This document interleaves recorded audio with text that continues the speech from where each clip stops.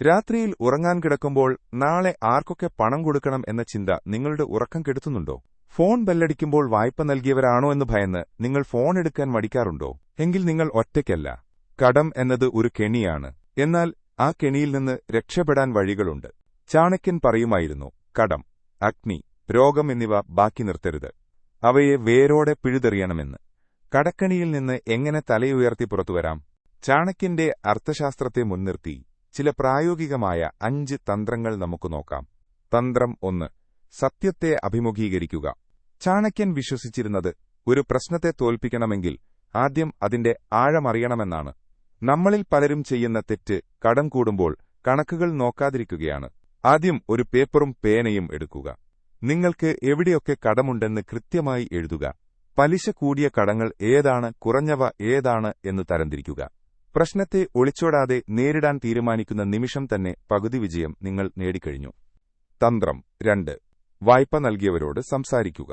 ചാണക്യതന്ത്രപ്രകാരം ഒരു ശത്രുവിനെ നേരിടാൻ അഥവാ സമാധാനപരമായ ചർച്ചയാണ് ആദ്യം വേണ്ടത്. വായ്പ നൽകിയവരിൽ നിന്ന് ഒളിച്ചോടരുത്.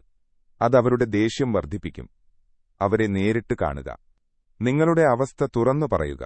ഞാൻ തരാനുള്ള പണം തീർച്ചയായും തരും. എനിക്ക് കുറച്ച് സമയം കൂടി വേണമെന്ന് വിശ്വസ്തയോടെ പറയുക. നിങ്ങൾ ഓടിപ്പോകില്ലെന്ന് അവർക്ക് ഉറപ്പ് കിട്ടിയാൽ പീഡനങ്ങൾ കുറയും. നിങ്ങൾക്ക് സാവകാശം ലഭിക്കും. തന്ത്രം 3. അത്യാവശ്യമില്ലാത്തവ ഉപേക്ഷിക്കുക. ഒരു രാജ്യം യുദ്ധത്തിൽ തോൽക്കാതിരിക്കാൻ രാജാവ് തന്റെ സുഖസൗകര്യങ്ങൾ ഉപേക്ഷിക്കാറുണ്ട്. കടം വീട്ടാൻ നിങ്ങളുടെ ജീവിതശൈലിയിൽ ചില മാറ്റങ്ങൾ വരുത്തണം. അനാവശ്യമായ ആഡംബരങ്ങൾ, ആഘോഷങ്ങൾ, പുറത്തുനിന്നുള്ള ഭക്ഷണം എന്നിവ താൽക്കാലികമായി നിർത്തിവെക്കുക. ഓരോ രൂപയും ലാഭിക്കുക. ഈ ലാഭിക്കുന്ന ചെറിയ തുക പോലും നിങ്ങളുടെ വലിയൊരു ബാധ്യത തീർക്കാൻ സഹായിക്കും. ചാണക്യൻ പറഞ്ഞതുപോലെ തുള്ളി തുള്ളിയായിട്ടാണ് കുടം നിറയുന്നത്. തന്ത്രം 4. വരുമാനത്തിന്റെ പുതിയ സ്രോതസ്സുകൾ കണ്ടെത്തുക. ചാണക്യന്റെ തന്ത്രത്തിൽ പ്രതിരോധം മാത്രമല്ല, ആക്രമണവുമുണ്ട്. ചിലവ് കുറയ്ക്കുന്നതുകൊണ്ട് മാത്രം കടം തീരില്ല. വരുമാനം കൂട്ടണം. നിങ്ങളുടെ പ്രധാന ജോലിക്കൊപ്പം മറ്റെന്തെങ്കിലും വരുമാനമാർഗം കണ്ടെത്തുക. അത് ചെറിയൊരു പാർട്ട് ടൈം ജോലിയാകാം, അല്ലെങ്കിൽ നിങ്ങളുടെ കൈവശമുള്ള എന്തെങ്കിലും വിൽക്കുന്നതാകാം. വരുന്ന അധിക വരുമാനം ഒരു കാരണവശാലും മറ്റ് ചിലവുകൾക്ക് ഉപയോഗിക്കരുത്. അത് കടം വീട്ടാൻ മാത്രം മാറ്റിവെക്കുക. തന്ത്രം 5. മുൻഗണനാക്രമം നിശ്ചയിക്കുക. തീ പടരുമ്പോൾ ആദ്യം അണയ്ക്കേണ്ടതെവിടെയാണെന്ന് ചാണക്യന് കൃത്യമായ ധാരണയുണ്ടായിരുന്നു. നിങ്ങളുടെ കടങ്ങളിൽ ഏറ്റവും കൂടുതൽ പലിശയുള്ളത് ഏതാണോ, ഉദാഹരണത്തിന് ബ്ലേഡ് പലിശയോ ക്രെഡിറ്റ് കാർഡ് കടമോ, അത് ആദ്യം തീർക്കുക. ചെറിയ കടങ്ങൾ തീർക്കുന്നത് നിങ്ങൾക്ക് മാനസികമായ ആശ്വാസം നൽകും. ഓരോ കടം തീരുമ്പോഴും നിങ്ങൾക്ക് ലഭിക്കുന്ന ആത്മവിശ്വാസം അടുത്തത് വീട്ടാനുള്ള കരുത്ത് നൽകും. സുഹൃത്തുക്കളെ, ഒരു കാര്യം എപ്പോഴും ഓർക്കുക.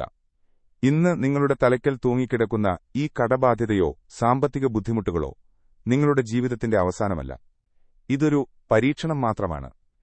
ചരിത്രത്തിലെ ഏറ്റവും വലിയ സാമ്രാജ്യങ്ങൾ പടുത്തുയർത്തിയവരെല്ലാം ഒരിക്കലൊന്നുമില്ലായ്മയിൽ നിന്ന് തുടങ്ങിയവരാണ്. നിങ്ങളുടെ ഇന്നത്തെ അവസ്ഥ കണ്ട് ലോകം നിങ്ങളെ പരിഹസിക്കുന്നുണ്ടാകാം. ബന്ധുക്കളും സുഹൃത്തുക്കളും നിങ്ങളെ തഴയുന്നുണ്ടാകാം. എന്നാൽ ചാണക്യൻ പറഞ്ഞതുപോലെ ഒരാളുടെ ഇന്നത്തെ അവസ്ഥ നോക്കി അയാളെ വിലയിരുത്തരുത്. കാരണം കാലത്തിനൊരു കരിങ്കല്ലിനെപ്പോലും വിലപിടിപ്പുള്ള വജ്രമാക്കി മാറ്റാനുള്ള കഴിവുണ്ട്. ആത്മവിശ്വാസം കൈവിടാതെ ചെറിയ ചുവടുവെപ്പുകളിലൂടെ നിങ്ങളുടെ സാമ്പത്തിക അച്ചടക്കം തിരിച്ചുപിടിക്കുക.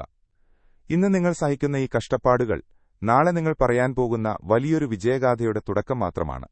വീഴുന്നതല്ല പരാജയം, വീണെടുത്ത് തന്നെ കിടക്കുന്നതാണ് യഥാർത്ഥ പരാജയം.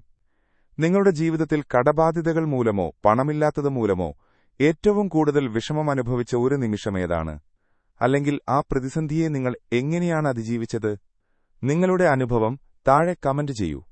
നിങ്ങളുടെ ആ ഒരു വാക്ക് സമാനമായ അവസ്ഥയിലൂടെ കടന്നുപോകുന്ന മറ്റൊരാൾക്ക് വലിയൊരു ആശ്വാസവും കരുത്തുമായേക്കാം. ഇതുപോലെയുള്ള ചാണക്യതന്ത്രങ്ങളും ജീവിതവിജയത്തിനായുള്ള പ്രായോഗിക നിർദ്ദേശങ്ങളും വരും ദിവസങ്ങളിലും ഈ ചാനലിലൂടെ നിങ്ങളിലേക്കെത്തും. ഈ അറിവുകൾ നിങ്ങളെ മാറ്റത്തിലേക്ക് നയിക്കുമെന്ന് ഉറപ്പുണ്ടെങ്കിൽ ഇപ്പോൾ തന്നെ ഈ ചാനൽ സബ്സ്ക്രൈബ് ചെയ്യുക.